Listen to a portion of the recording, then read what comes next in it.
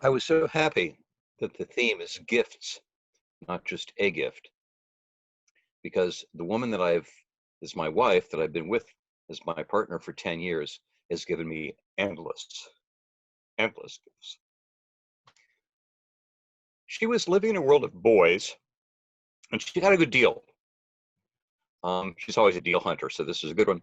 That she found a boy, a mature, successful man who, while broken, was not past his expiration date. I used to joke to her about that all the time. She like punched me in the arm and shit. So, but she really, I was a broken man when I met her, and she healed me. And that is the best gift. Well, maybe not. I want to talk about fathers and what he's all about. My adult son told me last week, he came up with this great metaphor. He said, you and Lindsay getting together was like, and he had to look it up. He said, it's called kitsugi, Kitsugi. It's some kind of Asian thing where you take a broken piece of pottery and pour molten gold into it to put it back together. And the cracks are all still there, the shreds are all still there, but it's more beautiful than ever. And I feel like I'm that way 10 years hence. Well, we had, good and bad times. We were together about 4 years, and we had one hand fasting. And I asked her whether she wanted to do that again, and she said no. I didn't think I wanted to have more children. She wanted to have children. It made perfect sense that we ended. I had this epiphany that I thought I could have kids with her, and we should get back together. It was a big mistake. She said, I don't believe you. So she was moving out. But the gift she gave me is she got me the perfect skydive at Allentown, which has a 100% safety record, so that my older son and I, on Father's Day of 2013, before I turned 60, if I was going to do a skydive, it was going to be before I was 60. And it was, oh my God. If you haven't gone skydiving, you should do it at least once in your life. I'm serious. And Lindsay came back to me a week later. And then we were together again. We got engaged. We were engaged the next fall when I was turning 60. We had a small little party, and Lindsay said, I'm surprised you didn't want a bigger shebang. You're turning 60. And I said, well, it might have been fun. We're planning a wedding, so things were complicated. And I said, but I've never had such a party before. So why don't you tell me? Why don't you tell me? I said, it wouldn't have been a surprise. My 61st birthday was a surprise. Fortunately, Beth Hart was playing at the Chameleon that night, and I had to get tickets. And she moved the party up 5 hours. And I walked in to this room with like 12 of my favorite people in the world. And at 61 years old, I was the happiest man in the world. Plus, got to go see Beth Hart. If you haven't seen Beth Hart, check out YouTube, her concert at the Paradiso in where she did I Don't Need No Doctor. She was amazing. Okay, we're back together. We get married. We go to Tuscany. We have a wonderful, and with some help from a fertility clinic, Lindsay gets pregnant. Unfortunately, she has some preeclampsia problems.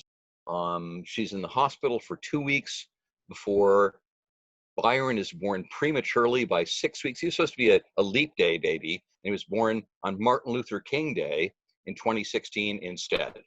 So it was a big deal. But then Lindsay was, on our couch for 2 months because she couldn't go up the stairs. I mean, it was a horror show. Plus, I was working full time. I was planning a conference that summer. And by the time that conference is over, I was just whipped. So I took the parental leave that I was entitled to at the college. And, we went for a great beach vacation. We settled into being a family. And then by the spring of 2017, my college, Elizabethtown, was going down the shitter and they put out this offer for a voluntary retirement initiative program. VRIP. That's RIP, you know. And I wouldn't have considered it. But I said it to Lindsay, and she said, oh, she goes up, runs the spreadsheet, and says, you don't have to work. I'm going, what the fuck? So tired early. And sadly, while I'm grading my last papers of that year, I'm grading them at my mother's deathbed in Indiana. And getting through retirement was difficult, but thank God I had Lindsay. I couldn't have done it without her. You know, it was amazing. So we settled into, retirement. She's building a business.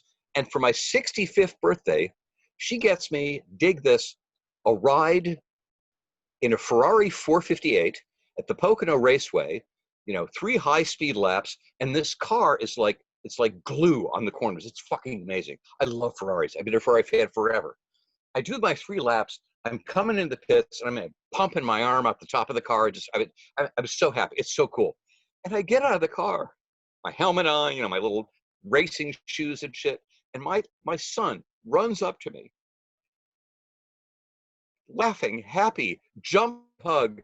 And I realized that the best thing that happened that day was not the fucking ride. It was my son's excitement over the whole thing. A kid that'll go, you're the best daddy I ever had. Well, not get the irony of that, or he'll say, I love you, Daddy. I love you, Daddy, forever and ever and ever. And when COVID-19 comes, it's like, I have friends that haven't touched anyone in months. And I'm going, I want to lend you Byron. My God, you need, and I'm such a lucky man. I live in this loving household. I've got this wonderful gift in my 60s of my little 4-year-old. So we're watching Star Wars. I'm introducing him to the myth, and we're watching the shows, and every minute he has 5 questions. We watched my favorite episode, the one where Darth Vader tells Luke he's his father.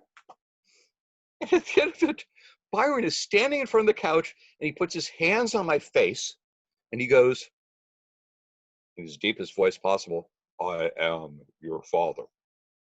And it takes me a while to explain to him why the tears running down my face are because I'm so happy, because I get to be his daddy forever and ever.